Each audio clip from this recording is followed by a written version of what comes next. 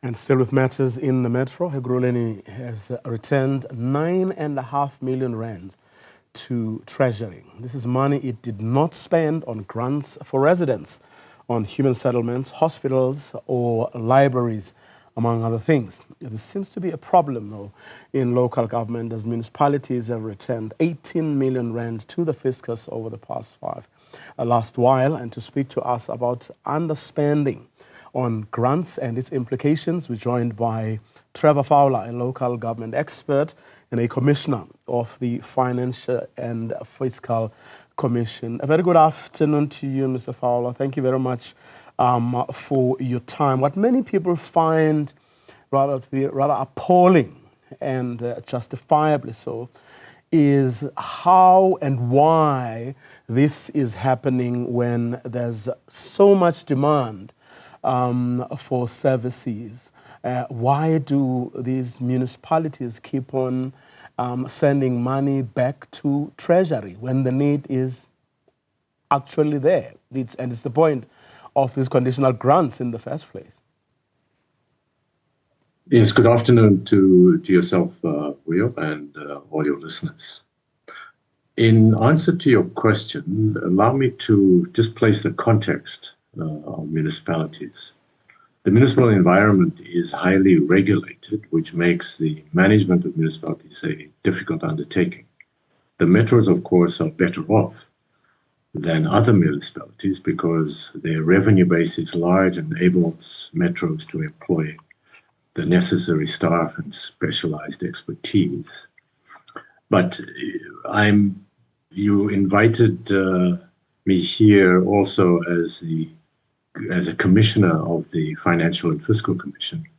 And just to indicate that the local government equitable share is something that is provided, and the FFC really ensures that equitable share is done in an equitable way to local municipalities as well as the provinces.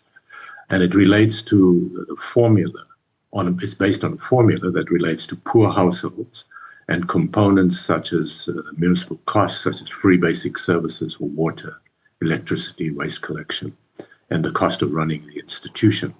But conceptually, it means the metro can spend its equitable share in any of the areas of need which the municipality places importance. The grants are a different system because they are conditional. That's what you asked me about.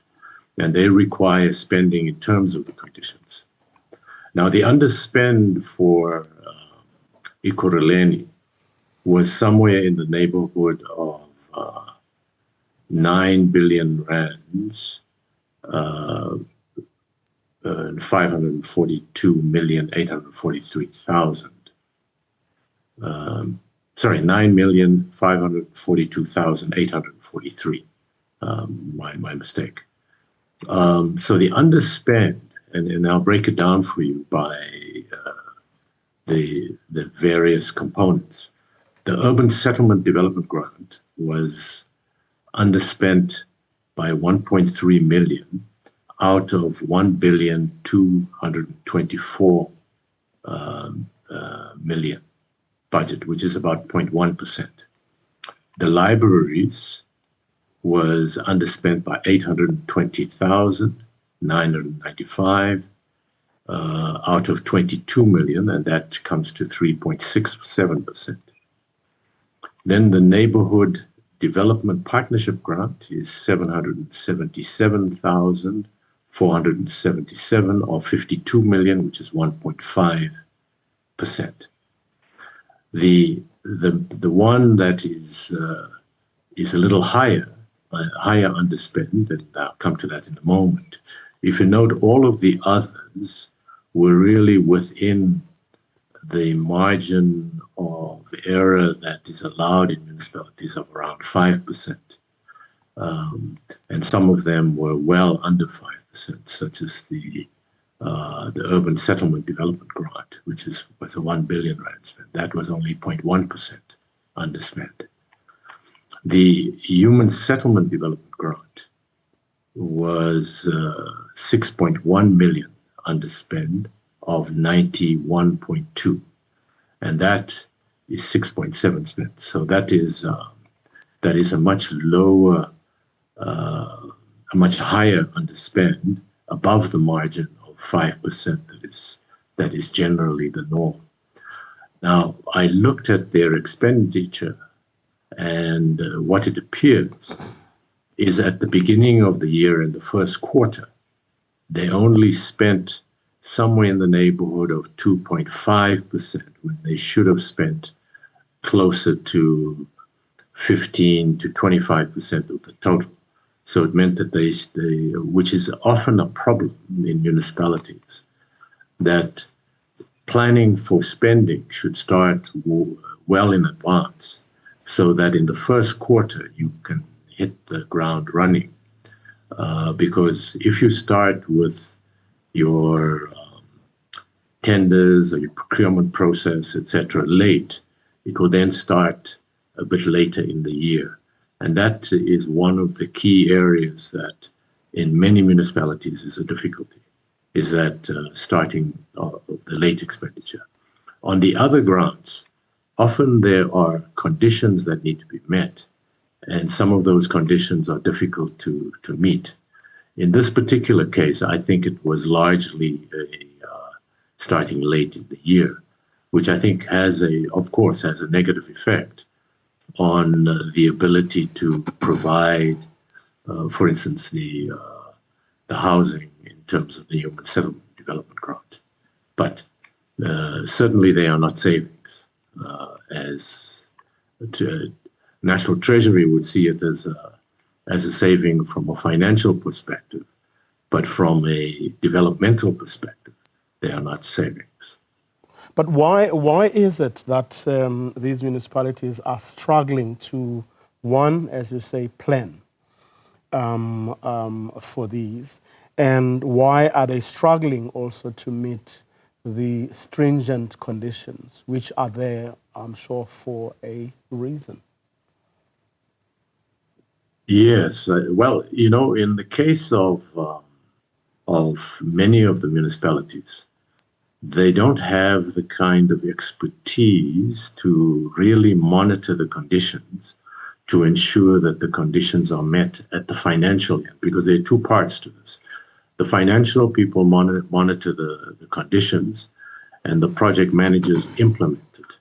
And sometimes the project managers are not able to meet the conditions as would be expected at the financial end.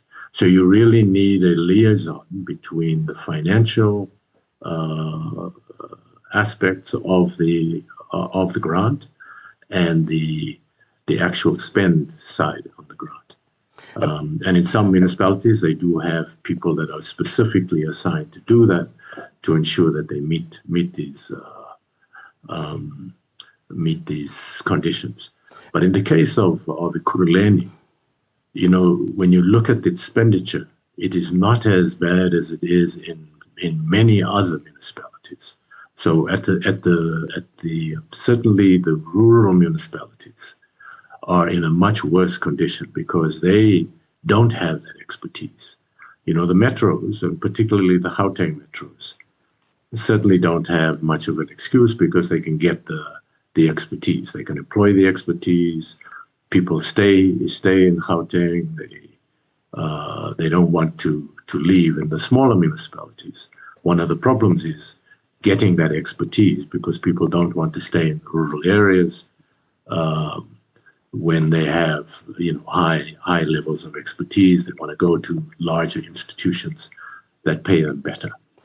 And that is exactly, the point, Mr. Fowler, isn't it? The fact that your Ekurhulenis and Johannesburgs and Tswanes really have no excuse, precisely because they have immediate access to large pools of people with skills who reside in Gauteng. And as you correctly point out, unlike rural areas or small towns where these skills or people do not reside. So what then is the excuse for, certainly for the Gauteng municipalities, metros in particular, of which Ekurhuleni is part.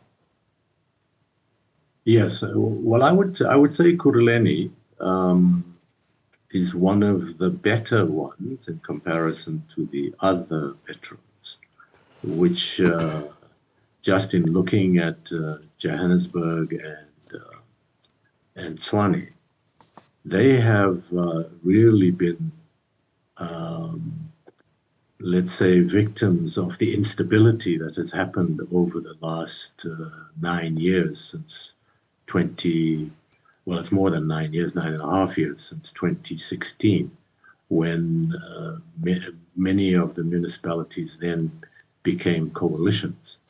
And if you just take the case of Johannesburg, it has had 9 mayors and 5, I think it's about 4 or 5 municipal managers during that period. So you can see that instability also causes difficulties. And one of the other key problems is that the coalitions often have partners who have never been in government and at a leadership level from a political point of view. And so it's quite a learning factor. And I think that's one of the key issues that faces both Johannesburg and Tshwane. Tshwane, of course, also has had many different mayors, and often there has been real tensions between the partners. So the politics in this case is trumping the service delivery and creating instability in the institution.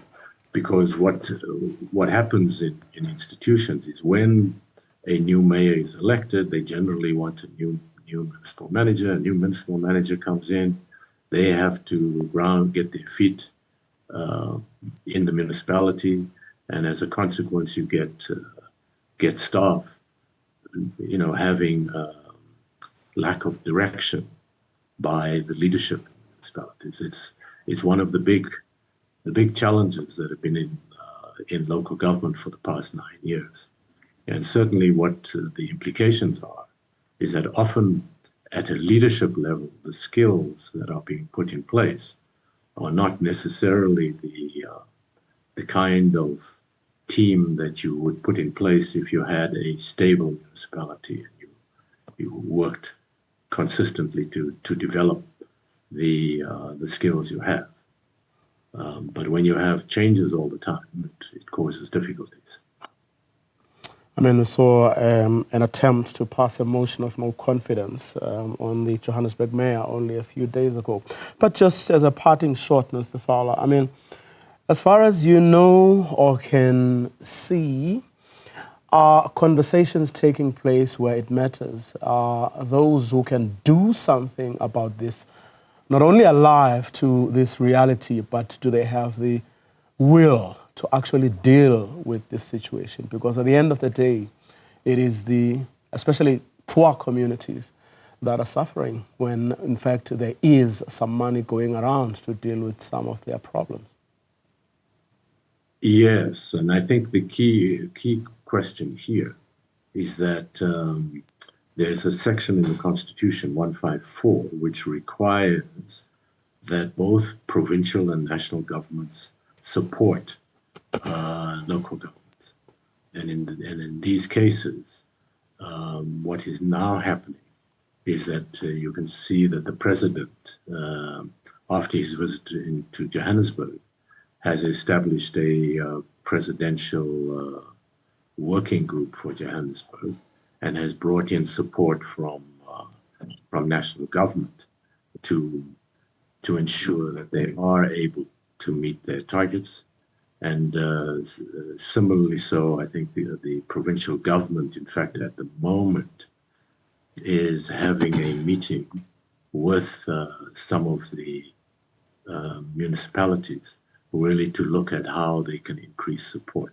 So I think that's, in the past, has been one of the weaknesses, that the support from national and provincial government has been not at the level that it should be to avoid us being in a situation where so many of the municipalities in our country are either dysfunctional or they are not able to collect the revenue to keep up payments, etc. And I think that's really the solution. Is how do you get the kind of interventions that start to assist the municipalities in addressing their problems. And certainly at a political level, there needs to be some engagements that ensure that parties don't spend their time trying to move one, change the power structure, and which leads to instability, but work and become what one would say patriotic opposition to ensure that you do what's in the best interests of the people, as opposed to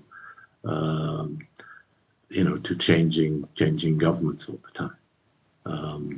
It has happened. I mean, there are countries such as Italy, for instance, that in the 70 years after the war, they've had over 55 governments, but they remain a G7 country. So they've been able to separate the politics from the administration. I think that's something that we still have a long way to go to learn that separation. So Trevor Fowler, let me thank you very much for your time and insights. Really appreciate it.